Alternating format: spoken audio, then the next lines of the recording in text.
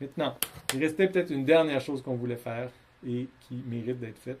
C'est que là, présentement, quand on crée des nouveaux points, les points vont dans des directions au hasard, ok? Mais ce qui pourrait être intéressant, c'est que quand une particule, puis là, ben, je vais juste le dessiner rapidement, là, ok?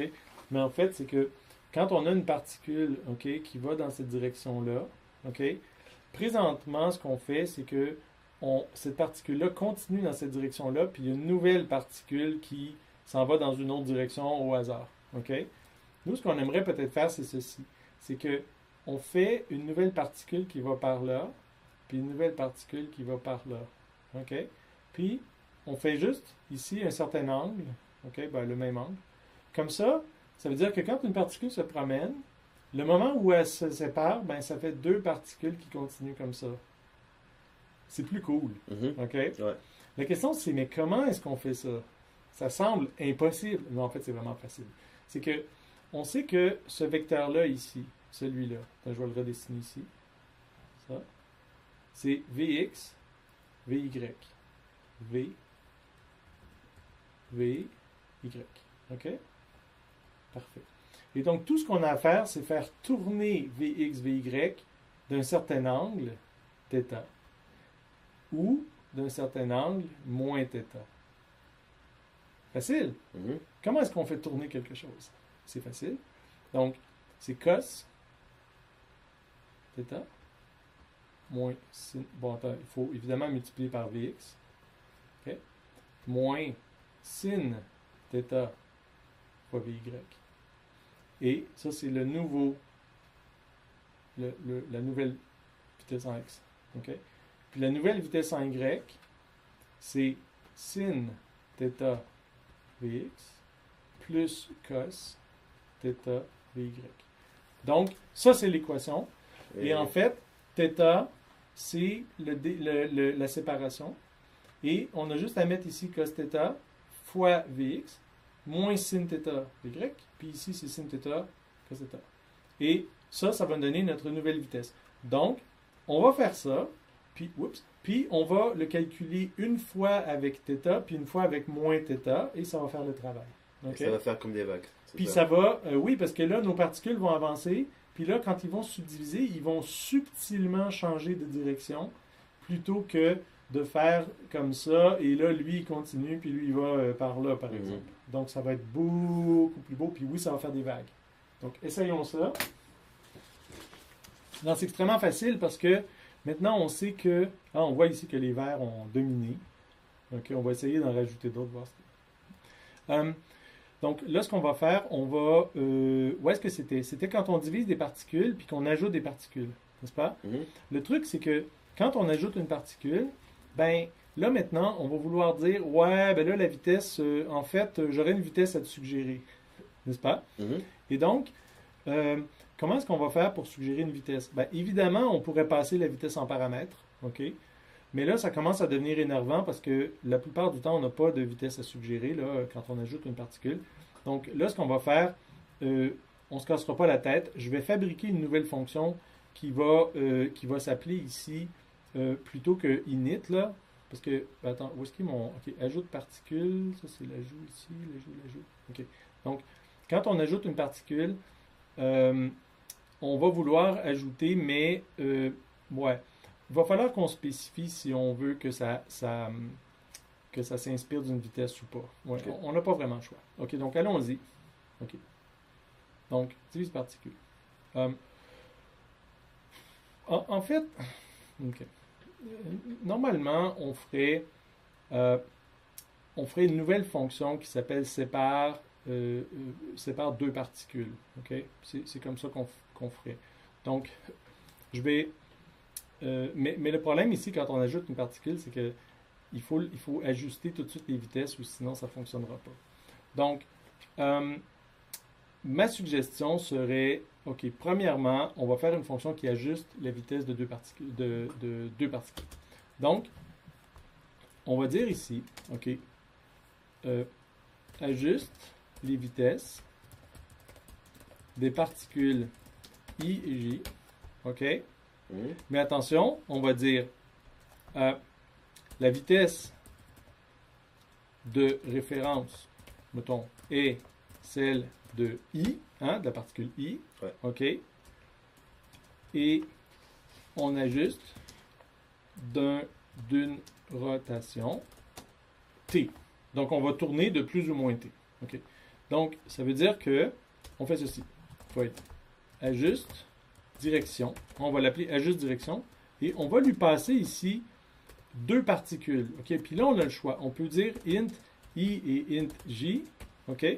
On pourrait faire ça.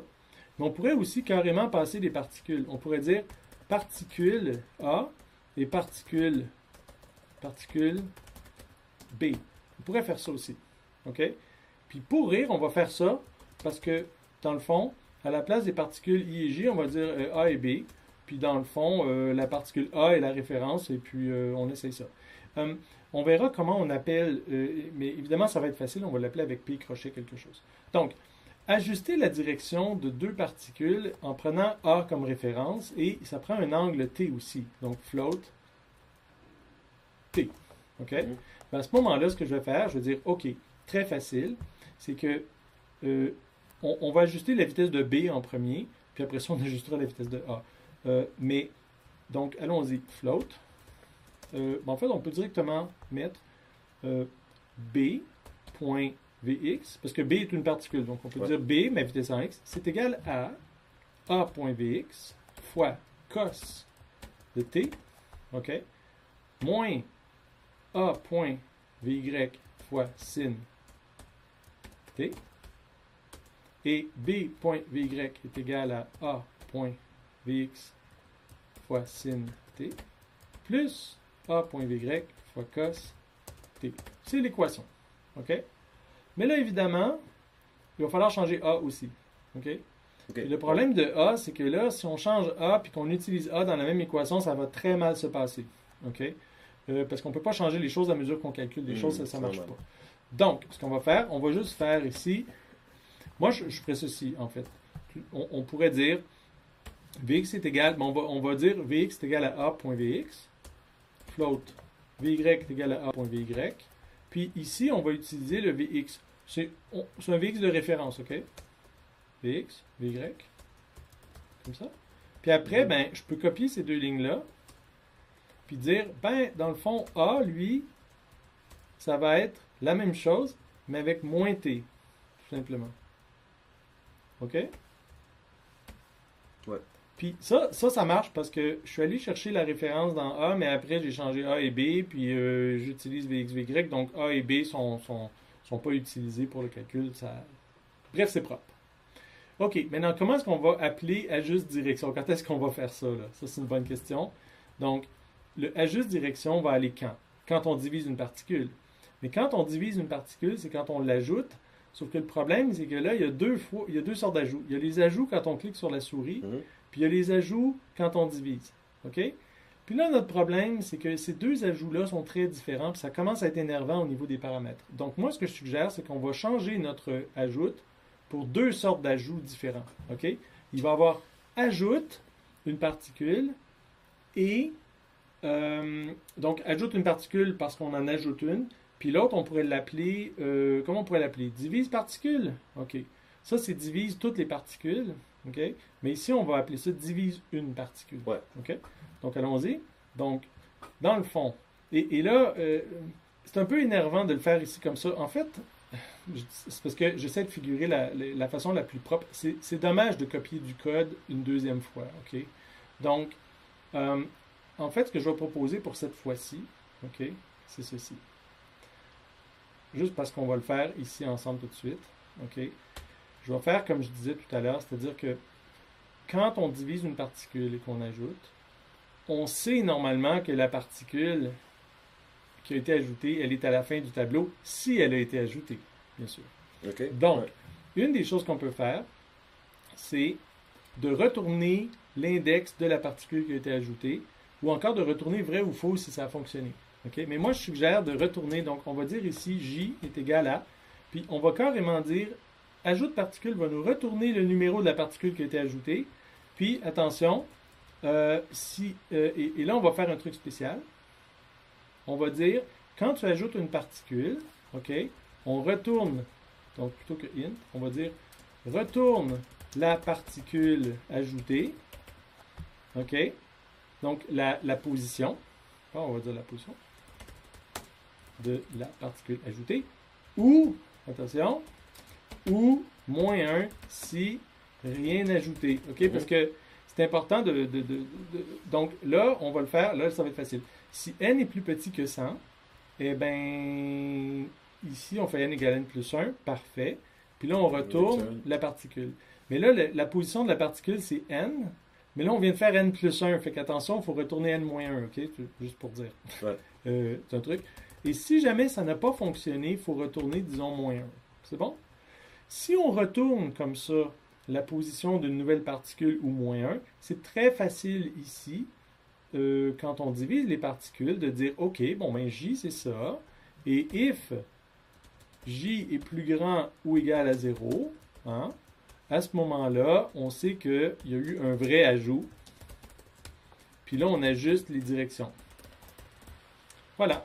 Et comment on ajuste les directions? Ben, c'est facile, on ajuste les directions. OK, avec, je ne sais pas si je l'ai mis au singulier, mais c'est ajuste direction avec deux particules int. Donc, on fait ajuste direction. Et là, la première particule, c'est P de I, hein, parce que c'est I qui a été divisé. La deuxième particule, c'est P de J, qui est celle qui est apparue. Ouais. Et l'angle. Et là, l'angle, il faut faire attention, parce que ça prend des radians. Donc, il faut absolument, si on veut par exemple 10 degrés, OK, ben il faut dire 10, 10 mets-moi ça en radians. C'est un peu moche, mais c'est comme ça. Donc, ça devrait arranger les directions pour que tout le monde se divise et aille dans le même sens. OK, on essaye.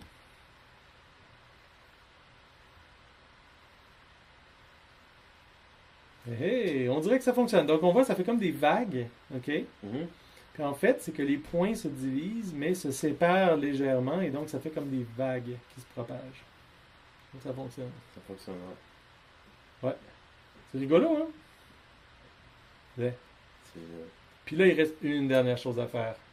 C'est la chose peut-être qu'on aurait peut-être dû faire au début. Le nombre de points ici est fixe à 100, OK? Ouais. Mais là, on va vouloir le changer. Et donc, il y a plein d'endroits où on a utilisé 100. Ici, évidemment, c'est particule 100. OK? On voit 100. Mais supposons que je mets 200. OK?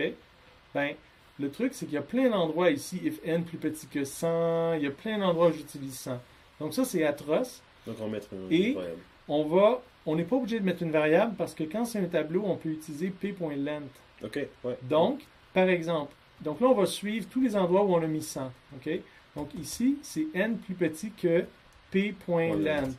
Comme ça nous laisse la possibilité de changer la taille à un seul endroit.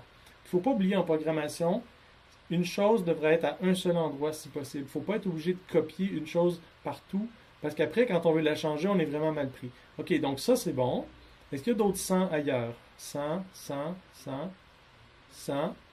Il n'y a toujours pas de 100 ici, ça va bien. Ah, ici non plus, ça va bien jusqu'à n. Puis ici... Non, ben on est bon. Même pas, non. Donc, c'était le seul. Bon, ben, c'est une merveille. Donc là, maintenant, on va changer ça pour 200. Allons-y. Hop. Est-ce que ça fonctionne?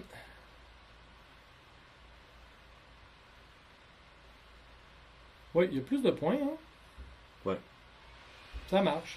Et là, ben voilà. Alors, on a réussi notre groupe de points qui évolue et ça fait un beau petit screensaver. Donc, voilà. Oui, puis d'ailleurs, on voit que mon ventilateur d'ordinateur travaille pas mal plus fort. Donc c'est vraiment 200 particules. Voilà. Puis là, ben, je vais leur ajouter un petit peu de vitesse, histoire de s'amuser. Et est-ce qu'il y a d'autres choses qu'on veut faire? Je pense que c'est bon. Ça fait vraiment des belles grosses vagues. Moi, j'aimerais ça que les points soient plus gros. Donc, allons-y pour... où est-ce qu'ils sont, nos points? Déplace, affiche, stroke. Il n'y a pas la taille ici. La taille, on l'a mis dans tous les points. C'était affiche tous les points. Affiche particules, ici. Ouais. On va le mettre à 10. Allons-y. Hop. Puis là, ben, à la fin, ça, c'est vraiment l'ajustement au goût. Hein?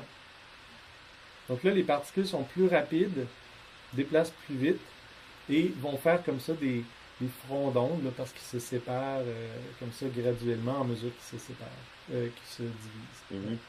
Donc voilà. Fait que je pense que ça complète un peu le tour, mais on voit que on est parti de rien pour arriver à quelque chose où il y a quand même une classe particule, fonction init, déplace, affiche, et quelques fonctions qui sont rajoutées comme ajoute les particules, ajuste les directions, élimine les particules mortes, déplace les choses, divise les particules, affiche. Mais ce qui est important de se rappeler, c'est que tout ça se fait de façon graduelle. Okay? Si on veut faire un truc pareil à partir de zéro ou d'un seul coup, ça ne marchera jamais. C'est trop compliqué. Il faut tester à chaque fois qu'on fait quelque chose, mais il faut surtout diviser les choses pour évoluer graduellement vers ce qu'on veut. Puis éventuellement, on finit par arriver à ce qu'on veut. Et même plus. Donc voilà. Fait que je pense que ça complète. Là, on voit que nos petites boules, éventuellement, parce qu'il y a une limite sur le nombre de points, quand ils se divisent, ils ont toujours une chance de réussir à se diviser, mais des fois, ils ne réussissent pas. Et donc, celui qui a le plus de couleurs va finir par dominer. Puis là, on le voit que c'est ça qui arrive là présentement. Il y a un combat entre les verts et les mauves, là. Mais celui qui en a le plus, normalement, gagne. Ça, c'est comme inéluctable. Mais, si on veut interférer, on peut peser sur le bouton de la souris. Puis à ce moment-là, on va régénérer un peu d'ADN là-dedans. Et là, on change on reproduit. Donc voilà. Fait qu'écoute, je pense que ça conclut. Ouais. Donc maintenant, il ne reste plus qu'à tout mettre ça en place et refaire le tout. J'imagine que tout le monde devrait être capable maintenant de refaire le tout. Mais l'important, c'est de le faire dans l'ordre. Donc voilà. Fait que sur ce, ça termine.